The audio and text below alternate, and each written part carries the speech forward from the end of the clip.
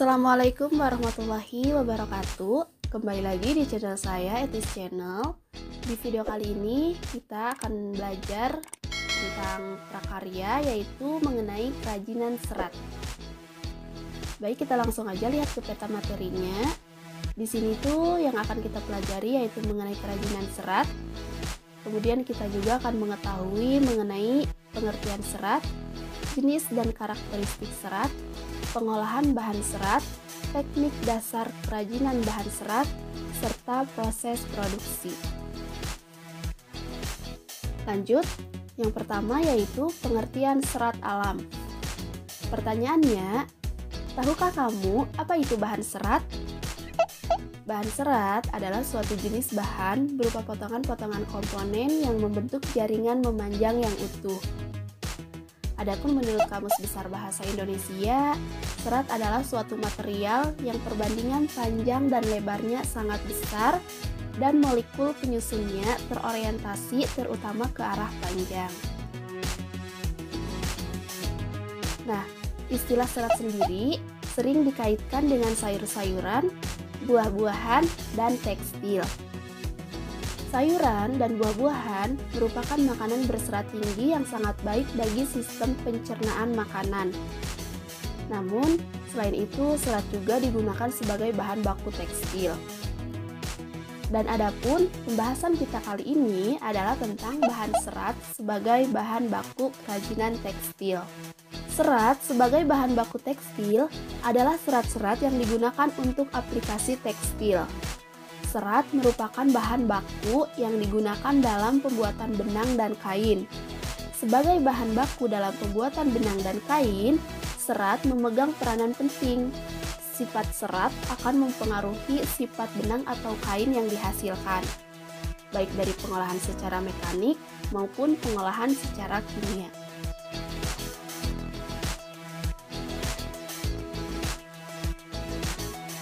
Nah, sebelum lanjut ke jenis dan karakteristik bahan serat, kita tengok dulu yuk sejarah dan perkembangan serat alam.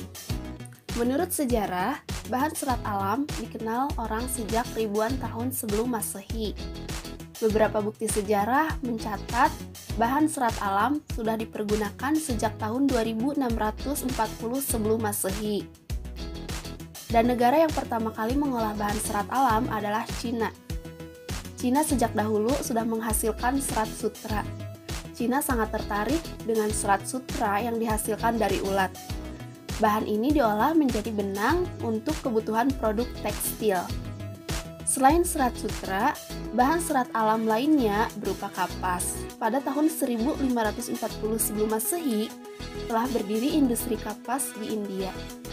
Selanjutnya yaitu, dalam perkembangannya, bahan serat alam digunakan di berbagai negara lainnya, seperti serat flax yang pertama digunakan di Swiss pada tahun 10.000 sebelum Masehi, dan serat wol mulai digunakan orang di Mesopotamia pada tahun 1000 sebelum Masehi. Selama ribuan tahun, serat flax, wol, sutra, dan kapas telah melayani kebutuhan manusia paling banyak sepanjang masa.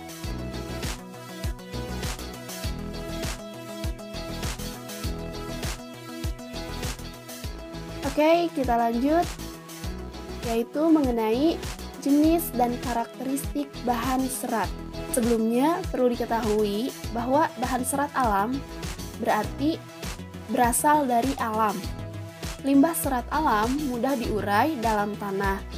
Bahan serat alam yang dimaksud adalah bahan organik yang tidak diolah kembali melalui proses dan penambahan bahan kimiawi sehingga keasliannya tetap terjaga dan diutamakan.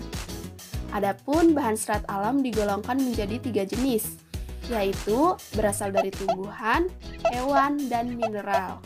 Namun, yang akan kita pelajari yaitu serat alam yang berasal dari tumbuhan dan juga hewan. Baik, yang pertama yaitu serat dari tumbuhan. Serat yang berasal dari tumbuhan dapat dilihat berdasarkan bagian-bagian tumbuhan. Tidak semua tumbuhan memiliki kandungan yang dapat diolah menjadi serat alam. Hal ini disebabkan serat yang diinginkan sebagai bahan baku produk tekstil memiliki persyaratan. Di antaranya adalah kuat, tahan lama, bentuknya tetap atau tidak susut, permukaan yang halus ataupun bertekstur sesuai persyaratan produk. Adapun serat yang berasal dari tumbuhan dapat diklasifikasi menjadi 4. Di antaranya yaitu serat dari biji, serat dari batang, serat dari daun, dan serat berasal dari buah. Baik, kita akan bahas satu persatu. Yang pertama yaitu serat dari biji. Tumbuhan memiliki biji yang beraneka ragam. Beberapa biji memenuhi persyaratan untuk diolah sebagai bahan serat. Contohnya biji dari pohon kapas dan kapuk. Meskipun begitu, saat ini kapas dan kapuk sudah jarang dipergunakan untuk bahan baku produk tekstil.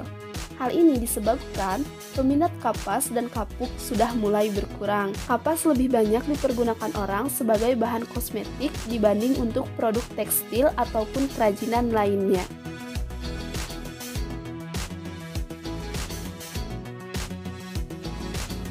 Oke, next yaitu yang kedua, serat dari batang. Setiap tumbuhan memiliki batang.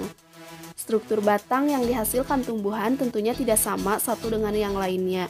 Jenis batang yang menghasilkan serat alam dapat berupa jenis batang yang berkambium ataupun tidak berkambium. Contohnya yaitu batang pohon anggrek, melinjo, mahkota dewa, dan lain-lain.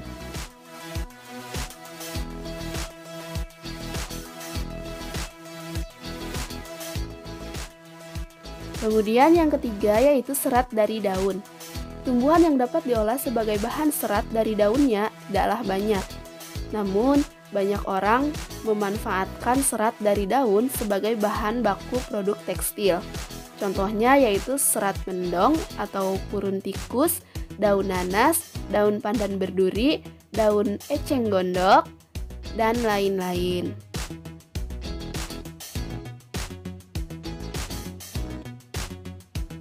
Kemudian yang terakhir yaitu serat berasal dari buah. Tumbuhan yang memiliki buah sangat banyak dan beragam. Namun, yang menghasilkan buah yang dapat diolah menjadi bahan serat alam tidaklah banyak. Buah yang sudah dimanfaatkan sebagai bahan serat adalah kelapa. Buah kelapa memiliki sabut yang melapisi buah. Sabut tersebut telah banyak digunakan sebagai bahan serat. Sabut buah kelapa memiliki banyak manfaat.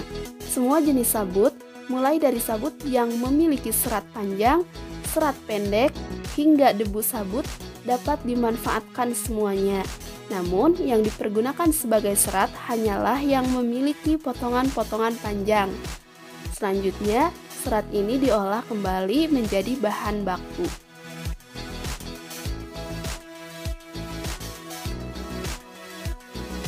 Oke, selanjutnya yaitu yang kedua, serat dari hewan.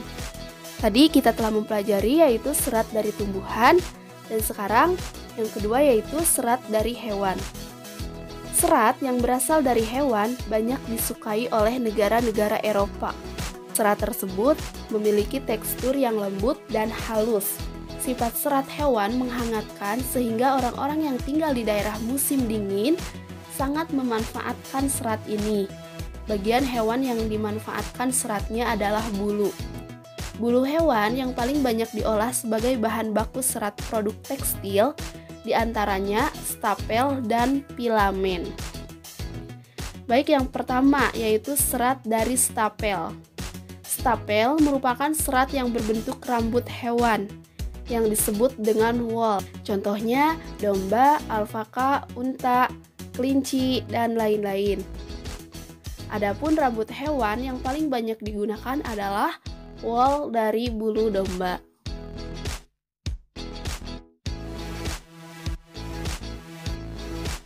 Baik, selanjutnya yaitu serat dari filamen. Filamen merupakan serat yang berbentuk jaringan. Contohnya adalah serat yang berasal dari larva ulat sutra yang digunakan untuk membentuk kepompong. Kepompong inilah yang merupakan serat lalu dipintal menjadi benang.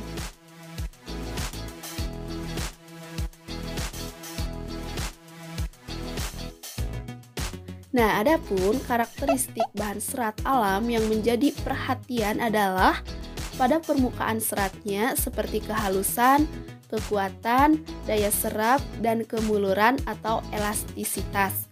Bahan tekstil dari selulosa atau kapas memiliki beberapa karakteristik seperti bahan terasa dingin dan sedikit kaku, mudah kusut, mudah menyerap keringat, rentan terhadap jamur, dan mudah terbakar.